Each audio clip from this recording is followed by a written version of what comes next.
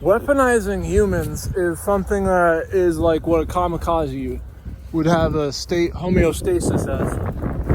With the osmosis, how does that gel? Your brain is attuned to memory, and there's sensory, and this is a coordination of the cerebellum. The cerebellum is a part of the brain different than the olfactory. The olfactory is important because it shows up in vast array of species. Just the brain as a collective has different forms when jumping to animal in different animals. The important thing is the CNS. The central nervous system, that is what is connected to the cerebellum and is what gives efficiency to a nervous breakdown. When you strike a nerve, you've got two signals and going out. The efficiency and the affincy. And I'm butchering the name, but throw me a bone, cut me a break. One of the efficiencies and the other efficiency goes to the cerebellum. This is what is the peripheral and sends out a signal to have it interweave with the efficiency. These two things, lastly, the efficiency is what calls for the muscles and the glands to do whatever to reroute the problem of the hurt area.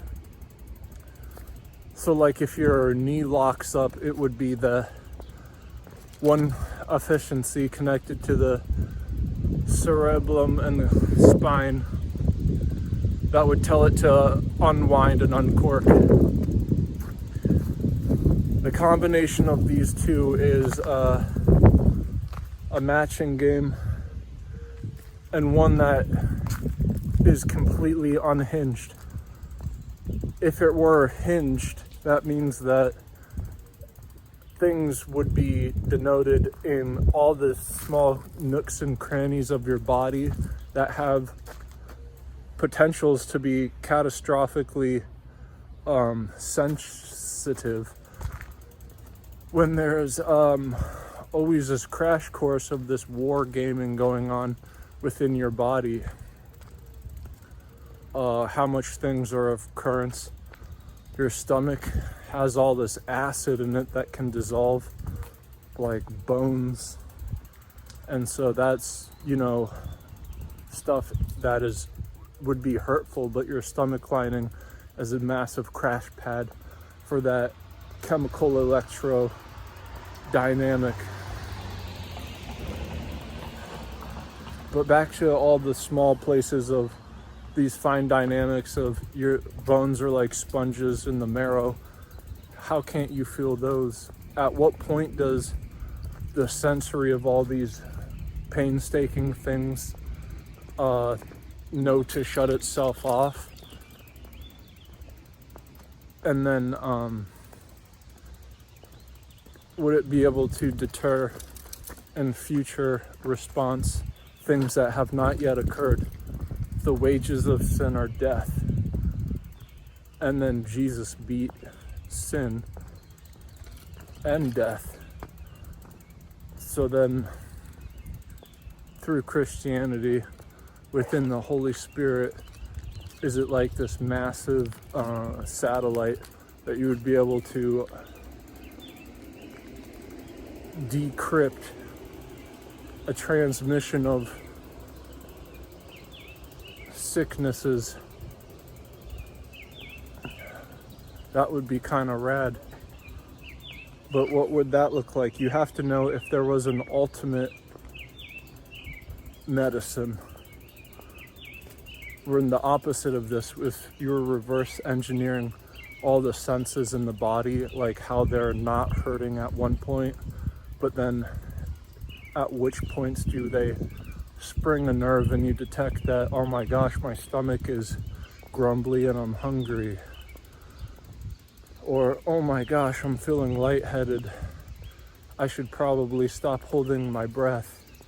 You know, if you're trying to save your breath by not speaking too much.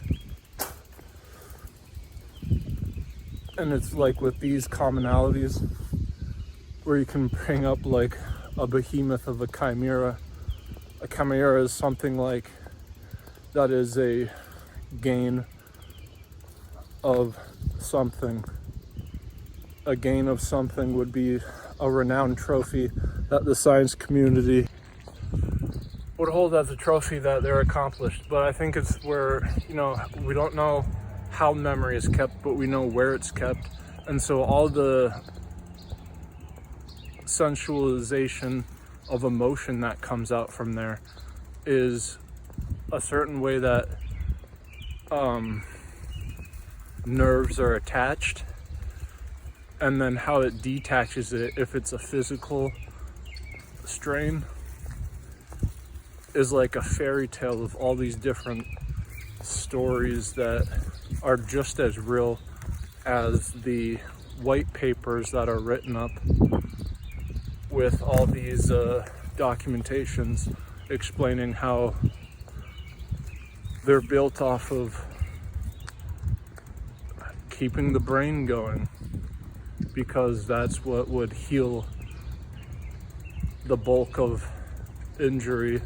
But if there was like a addiction to a drug that was like a collective as what diet has been rerouted to be, that would be horrendous and would probably negative space, you know, like negative temperature, but negative space of reverse engineering inside of all the spaces that should afflict pain in your body but don't currently because they're shut off. It would probably use that as its routing system to be an ultimate addiction of just trying to be alive and addicted to what life is, but it would be fake. So you'd be addicted to not being part of the reality. Wages of sin are death. Wages.